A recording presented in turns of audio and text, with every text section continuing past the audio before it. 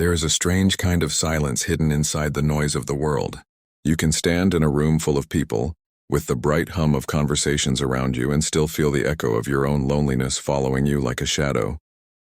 This is where the psychology of people with no friends begins, not in darkness, but in a quiet space where the world keeps spinning while the heart stays still. People without friends are often misunderstood. They are painted as antisocial, withdrawn, or simply broken.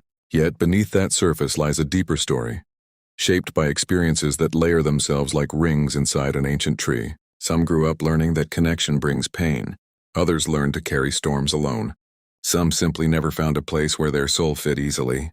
The world prefers those who socialize effortlessly, who make friendships by accident, who weave themselves into groups without trying. But the ones who walk alone navigate a different landscape. They observe, they think. They build worlds inside their minds. Loneliness for them can feel both like a wound and a kind of quiet companion. Psychologically, isolation begins long before someone realizes they are isolated. It starts with small moments. The unanswered message, the unnoticed presence, the subtle feeling that your voice does not land anywhere. Over time, the person adapts. They become self-contained, self-soothing, self-reliant. Yet beneath that adaptation lies a longing that refuses to disappear. A longing not for crowds, but for one soul who understands without explanation. The psychology of people with no friends is a mosaic of resilience and ache, of independence and silent hunger. And like all human stories, it deserves to be seen with gentleness.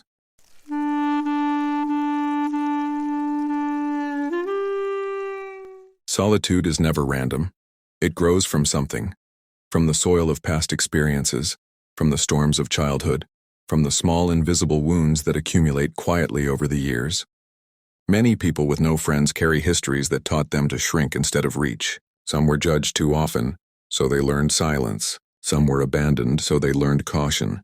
Others were misunderstood, so they learned to hide the brightest parts of themselves. Psychology calls these inner scripts. They are unconscious beliefs written over time. I am too difficult. I am too quiet. No one wants to know me. I am better alone. Even if untrue, the mind repeats them until they feel like the only truth available. In this way, people without friends often build inner worlds to survive outer emptiness. Their imagination becomes a shelter. Their thoughts become loyal companions. They develop sensitivity, depth, and awareness that often go unnoticed by those who move quickly through life. Some grow into adulthood carrying emotional armor. They avoid closeness because closeness once betrayed them. They avoid groups because groups once excluded them. They avoid vulnerability because vulnerability once led to pain. To outsiders, it looks like withdrawal, but internally it is protection, the kind of self-protection learned only through experience. Yet solitude is not always a wound. Sometimes it is a refuge. Some people simply thrive in quiet places. Their minds are fuller than most conversations.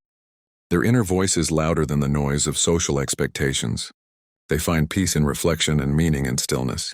But even those who love solitude can feel the ache of being unseen, because humans at their core are wired for connection, and even the strongest lone wolf sometimes looks at the moon wishing someone was staring at it too.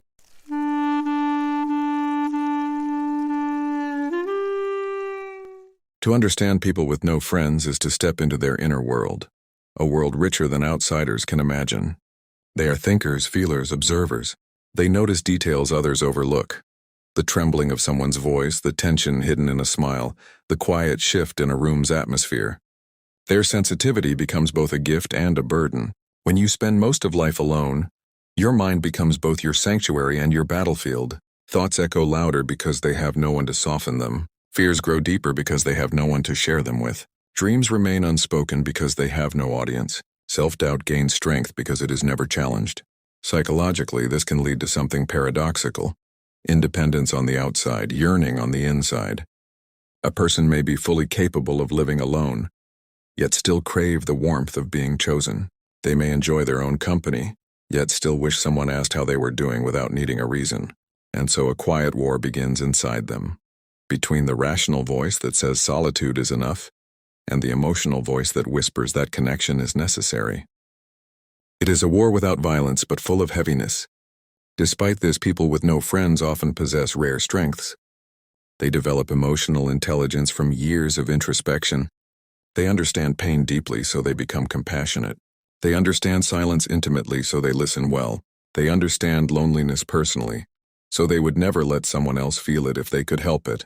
Their inner world is not empty and it is overflowing. But like a hidden library in a forgotten town, few ever step inside long enough to discover its wisdom.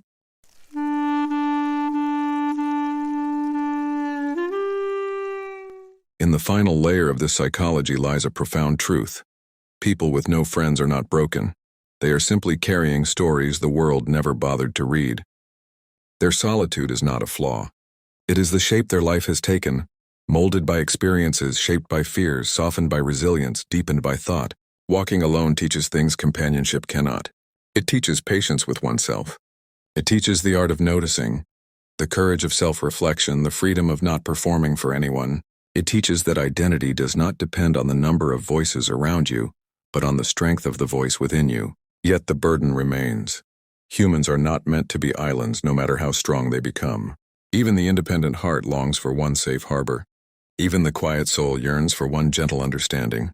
Even the strongest solitary mind hopes for someone who says, "I see you," and means it.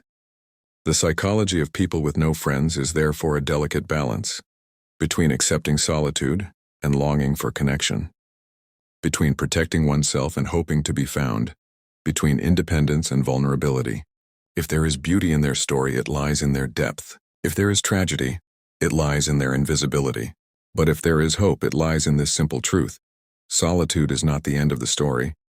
People can grow, open, trust, and find their way toward connection, slowly and gently at their own pace. And perhaps the world, if it chose to look more closely, would realize that those who walk alone are often the ones who understand the human heart the most.